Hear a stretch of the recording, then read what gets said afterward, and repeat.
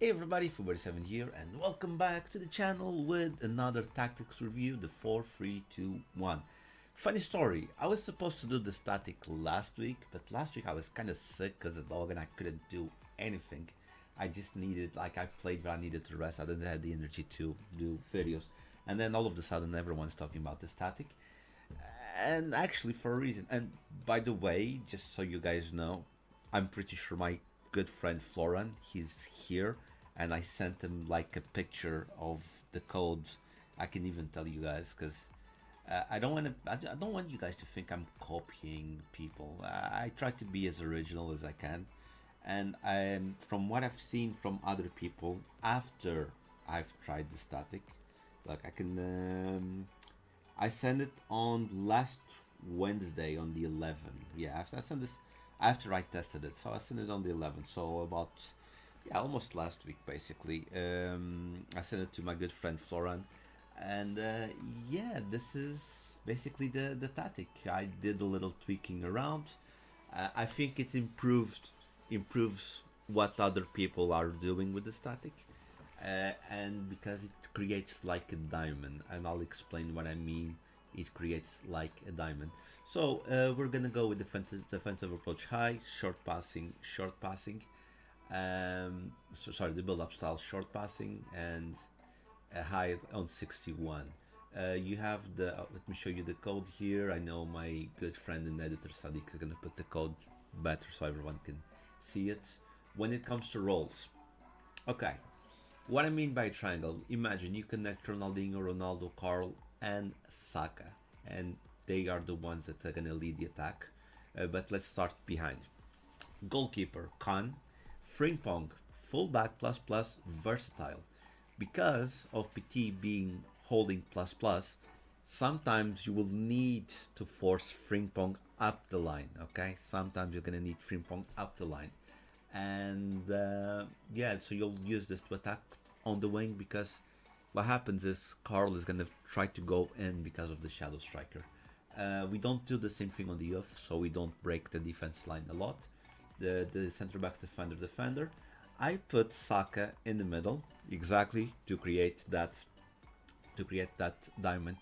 I want him in the end. This is gonna be like a free, sorry, 4-2-1-3 or whatever. I don't know the one with the two CMs in the camera. I don't know, but I don't remember the formation type right now. But the idea is have Saka up front and Rangers and Petit defending on the back.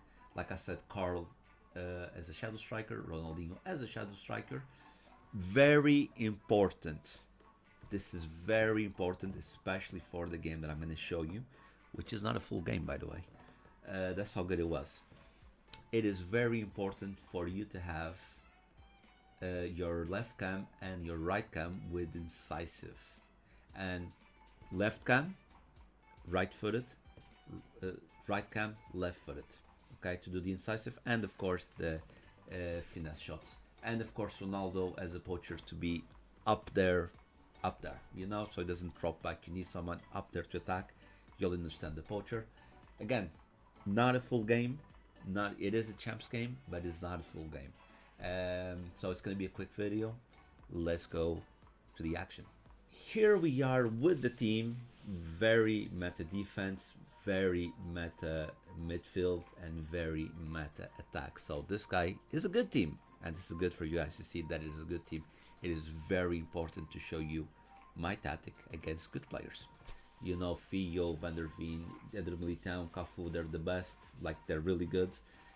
Che is really good. So let's go see this gameplay. Like I said before, not a full game. It's about 35 minutes, so we're gonna squeeze, because in 35 minutes I did a lot of beautiful attacking options, and you'll understand how it works.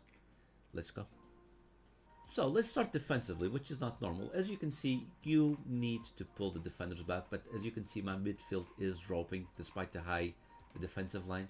They are dropping, but then we immediately put the ball forward. You see, we're doing that, putting the ball forward. We're trying to find the best option, and Saka is up there giving a passing line, but we're gonna go through reindeers, and this is exactly what I'm gonna do. I'm gonna show you. We're gonna pause here. And because we have so many people attacking. You see, Saka is up there, Dingo is up there, Ronaldo is in the middle, and I'm going to the middle with Carl.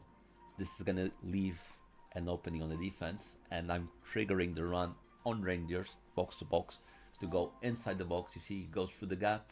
Ronaldinho drags the defender, and it's enough to put a ball. We did hit the post. Unfortunately, we hit the post. It happens. As you can see, my line is a little bit up. That's one of the risks of using a high line.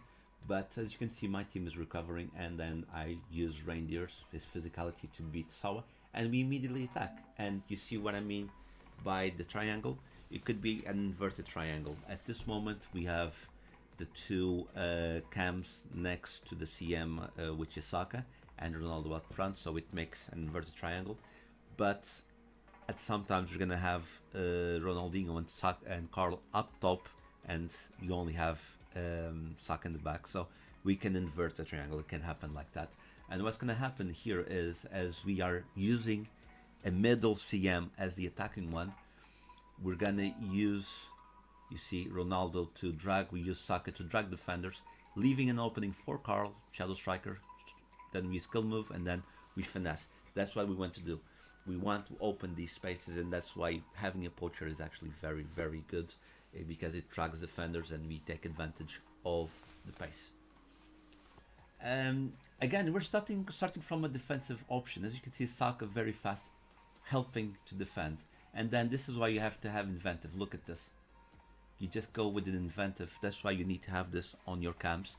Again, let's watch this beautiful goal. Recover the ball. Saka starts to play. Poacher immediately passes to the shadow striker, and then we just put a beautiful incisive pass, and it goes like that. And that's your biggest weapon with these cams that are inverted in their positions, so that you can use this abusive passing mechanic.